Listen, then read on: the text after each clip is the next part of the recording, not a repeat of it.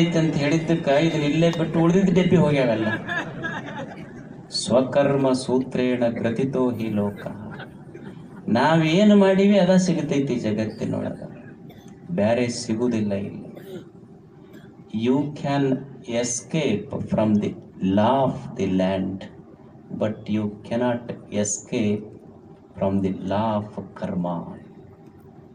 ನೀನು ನೆಲದ ಕಾನೂನಿನಿಂದ ತಪ್ಪಿಸ್ಕೋಬಹುದೇ ಹೊರತು ದೇವನ ಕಾನೂನಿನಿಂದ ತಪ್ಪಿಸ್ಕೊಳ್ಳಿಕ್ಕಾಗೋದಿಲ್ಲ.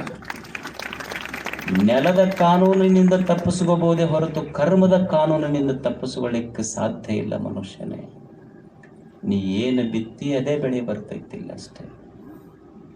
ಮತ್ತು ನೀವು ಅನ್ಬೋದು, ಹೌದ್ರಿ ಮತ್ತೆಲ್ಲ ಇದು ಹಣೆ ಬರನ, ಕರ್ಮವೇ ನಮ್ಮ ಹಣೆ ಬರನ ಎಲ್ಲ ನಿರ್ಣಯ ಮಾಡ್ತಿದ್ರ ಮತ್ತು ನಾವು ಸುಮ್ಮನೆ ಕುಂತು ಬಿಡೋದೇನು, ಕೆಲಸ ಏನೈತಿ, ಉಣ್ಣೋದು ತಿನ್ನೋದು ತಾನ ಬರ್ತೈತಿ ಇನ್ನು ಮೇಲೆ. ನಮ್ಮ ಹಣೆ ಬರದಾಗಿದ್ರೆ ಬರ್ತೈತಿ, ಇರಲಿಲ್ಲ ಅಂದ್ರೆ ಇಲ್ಲಪ್ಪ. ಹಿಂಗಾದ್ರೆ ಜಗತ್ತು ನಡೀತೈತೆ ನನಗಿದ್ರೆ. ನಮ್ಮ ಹಣೆ ಬರದಾಗಿದ್ದರೆ ಬರಲ್ರಿ, ಇಲ್ಲಾಂದ್ರೆ ಹೋಗಲ್ಲ ಆ ಕಡೆ.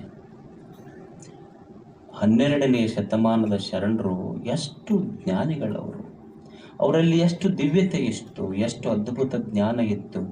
ಮನುಕುಲ ಹಿಂಗೆ ಕೇವಲ ಹಣೆ ಬರಹವನ್ನು ನಂಬಿ ಬದುಕು ಕೆಡಿಸ್ಕೋಬಾರದು.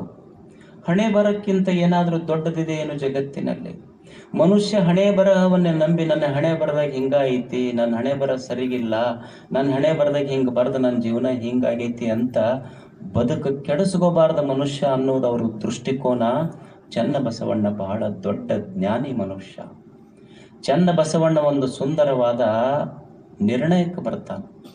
ಏನು ಹಣೆ ಬರ ಶ್ರೇಷ್ಠವೋ ಅಥವಾ ಮನುಷ್ಯ ಪುರುಷ ಪ್ರಯತ್ನ ಶ್ರೇಷ್ಠವೋ?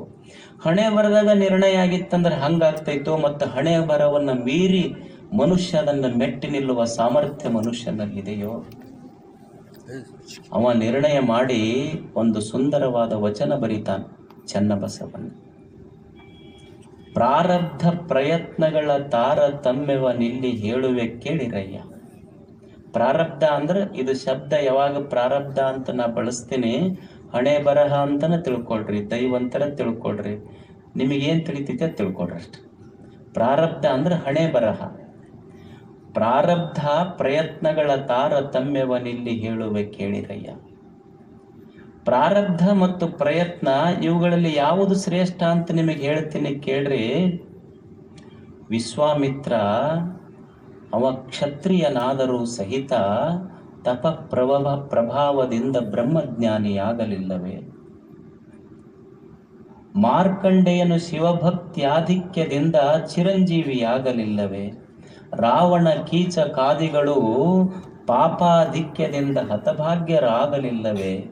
ಇದು ಕಾರಣ ನೀನು ಕೈಕೊಂಡ ಕಜ್ಜದಲ್ಲಿ ಪ್ರಯತ್ನವೇ ಪ್ರಾರಬ್ಧವಾಗಿ ಫಲವೀವುದರಿಂದ ಪ್ರಾರಬ್ಧಕ್ಕಿಂತ ಪ್ರಯತ್ನವೇ ಮಿಗಿಲಾಗಿಪ್ಪುದು ಕಾಣ ಚನ್ನಬಸವಣ್ಣ. ಇದು ಶರಣರು.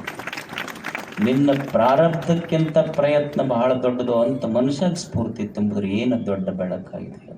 ಹಣೆ ಬರ ಅಂತ ಕುಂದರಕ್ಕೆ ಹೋಗಬೇಡ. ಈ ಜಗತ್ತಿನೊಳಗೆ ಪ್ರಯತ್ನ ಬಹಳ ದೊಡ್ಡದು. ಯಾಕ ಅಂದ್ರೆ ವಿಶ್ವಾಮಿತ್ರ ಕ್ಷತ್ರಿಯ ಆದರೂ ಸಹಿತ ತಪ ಪ್ರಭಾವದಿಂದ ಬ್ರಹ್ಮಜ್ಞಾನಿ ಆಗಲಿಲ್ಲೇನು? ಮಾರ್ಕಂಡೇಯ ಮುನಿ ಚಿರಂಜೀವಿ ಆಗಲಿಲ್ಲೇನು? ಮತ್ತು ತಮ್ಮ ಕೆಟ್ಟ ಕರ್ಮಗಳಿಂದ ರಾವಣ ಕೀಚಕಾದಿಗಳು ಹತಭಾಗ್ಯರಾಗಲಿಲ್ಲೇನು? ನೋಡು ಮನುಷ್ಯನೇ, ಪ್ರಾರಬ್ಧ ನಿನ್ನ ಹಣೆ ಬರಕ್ಕಿಂತ ಪ್ರಯತ್ನ ಭಾಳ ದೊಡ್ಡದು. ಯಾಕಂದ್ರೆ ನೀವು ನೋಡಿ, ಒಬ್ಬ ತಾಯಿ ಇರ್ತಾಳೆ, ಮನೆಯಾಗೆಲ್ಲ ಅಡುಗೆ ಮಾಡಿಟ್ಟಿರ್ತಾಳ, ಹಾರ್ಲಿಕ್ಸ್ ಮಾಡಿರ್ತಾಳ, ಗಂಜಿ ಮಾಡಿರ್ತಾಳ, ಎಲ್ಲ ಮಾಡಿ ಮಗುವಿಗೆ ಉಣಿಸ್ಬೇಕಂತ ಬಂದಾಗ ಮಗ ಹಠ ಮಾಡ್ತಿರ್ತೈತೆ. ಹಠ ಮಾಡುವ ಮಗನಿಗೆ ತಾಯಿ ಹಂಗ ಬಿಡುದಿಲ್ಲ. ಅಲ್ಲಿ ನೋಡಿ ಚಂದಮಾಮ ಅದ ನೋಡಂತ ಒಮ್ಮೆ ಚಂದಮಾಮನ್ ತೋರಿಸ್ತಾಳ, ಚಂದಪ್ಪನ ತೋರಿಸ್ತಾಳ, ಒಮ್ಮೆ ಗಿಲಿಗಿಲಿ ಕೊಡ್ತಾಳ, ಒಮ್ಮೆ ಜೋಗಳ ಹಾಡ್ತಾಳ, ಒಮ್ಮೆ ಹಾಡ್ತಾಳ. ಮತ್ತೆ ಇದು ತಗೊಳ್ಳುವಲ್ದು ಹುಡುಗನ ಹಣೆ ಬರನ ಇಷ್ಟ ಐತಂತ ಬಿಟ್ಟಾಳ. ಏನ ತಾಯಿ ಅಡಿಗೆ ಮಾಡಿಟ್ಟಿನಿ, ಇದ್ರ ಹಣೆ ಬರ ಉಣ್ಲಿಲ್ಲ ಅಂದ್ರೆ ನಾ ಏನು ಮಾಡ್ಲಿ ಅಂತ ಬಿಟ್ಟಿಲ್ಲ.